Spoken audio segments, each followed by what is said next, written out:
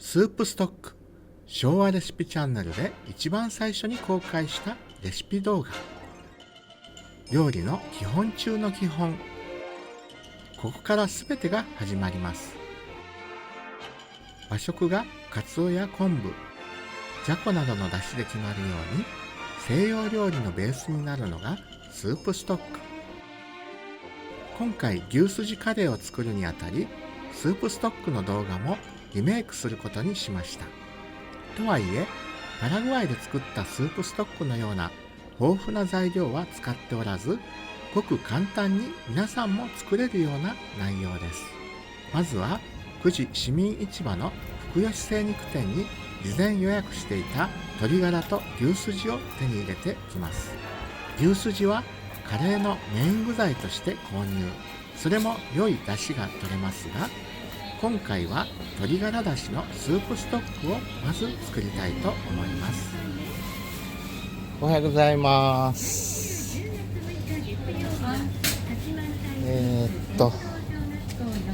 これですね。こっちかな。はい、予約してました牛すじとガラです。どうも。大丈夫。22円になはいります。はい。ここからかけ犬で気をつけておいて、ね。はい。あとこれまで大丈夫です。大丈夫です。はい、ありがとうございます。どうも。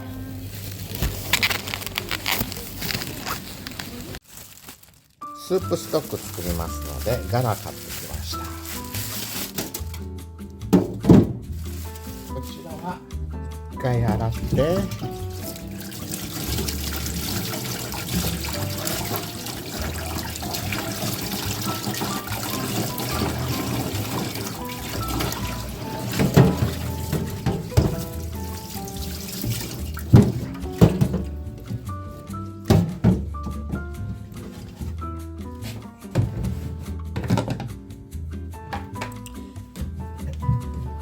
山の湧き水でスープストック作ります。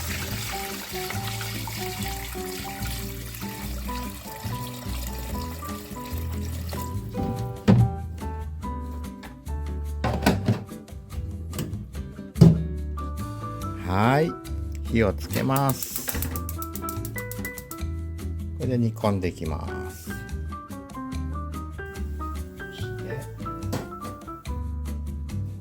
スープストックの方はアクをちょっと取ります。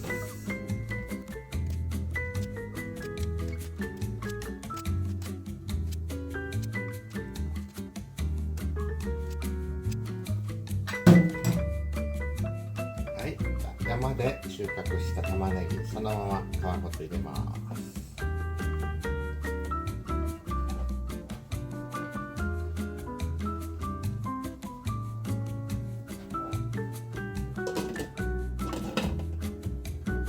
はい、そして庭で収穫したかぼちゃ、この皮を使います。スープストック入れてきますね。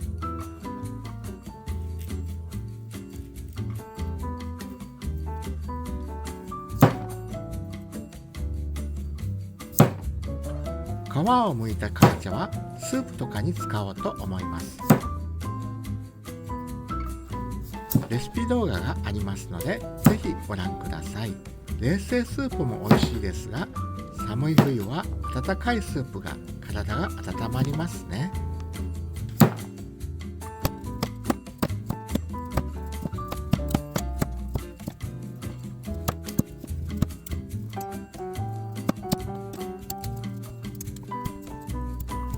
こちらはまたかぼちゃ料理に使いますね。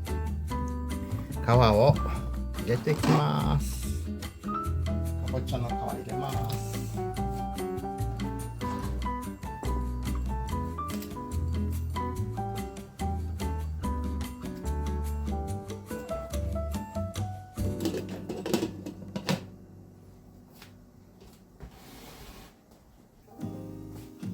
はい、こっちの方はちょっと火を弱火にしますね。じっくり煮込んでいきます。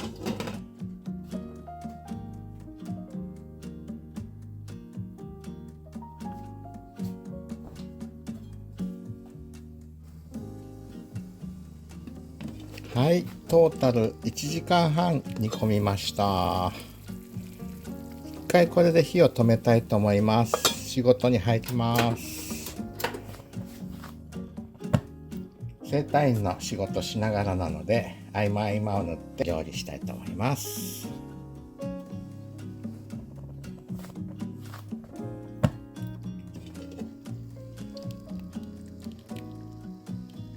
はい、スープストックを干します。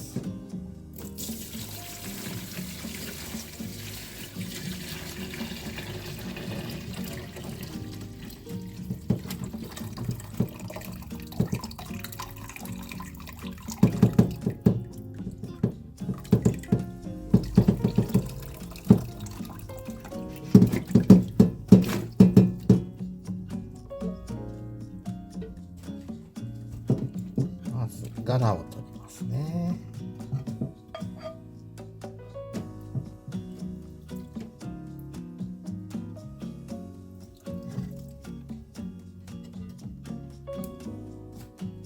そして玉ねぎ、これは皮むきます。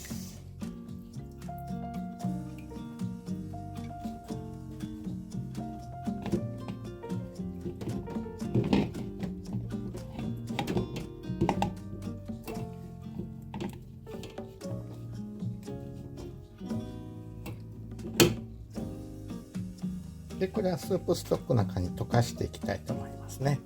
少し溶けやすいように切り刻んでおきましょう。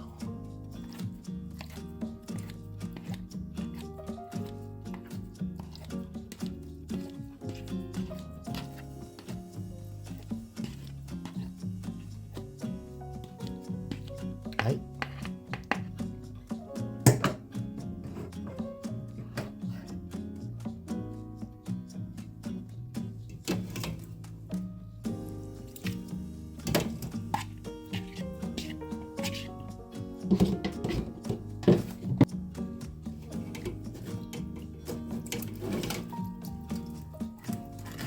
木べらが良かったのですが、しまい込んだ場所を見つけられませんでした。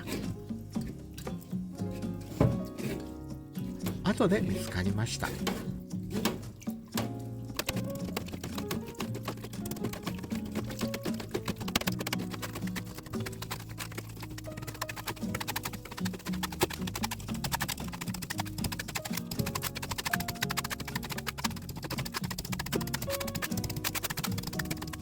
はい、じゃあこれは捨てます。できればこれを最後に日本手ぬぐいやきれいな布巾で包んで出汁を絞り出してください。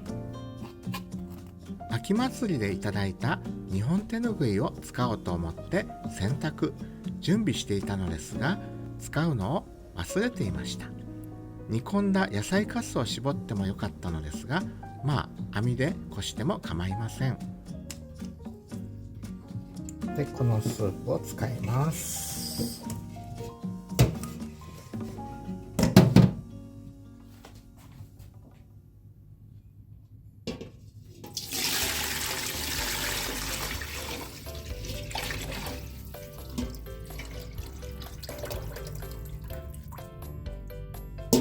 はい、いいスープストックができました。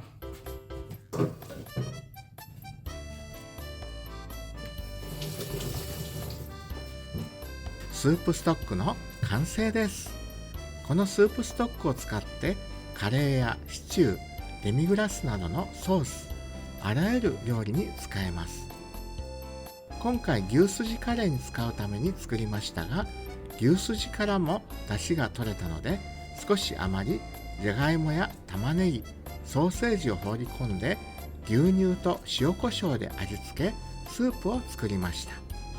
昨晩の私の食事です。昭和レシピチャンネルのスープ動画もいろいろありますので、ぜひご覧くださいね。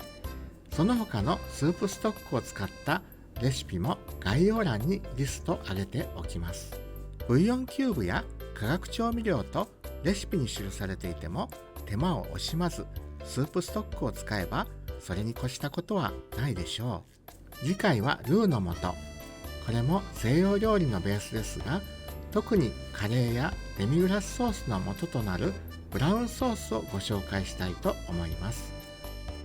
それでは世界のさまざまな美味しい料理を紹介する昭和レシピチャンネル。現在は東北の9時から美味しいお店情報も発信しています。お気に召していただければ登録と評価、コメントよろしくお願いいたします。コラボも募集しています。お気軽にご連絡ください。9時の奇跡の整体院マッサージオリエンタルへもどうぞいらしてくださいね。ではまだナス、ノス、ベモス、チャウチャウ。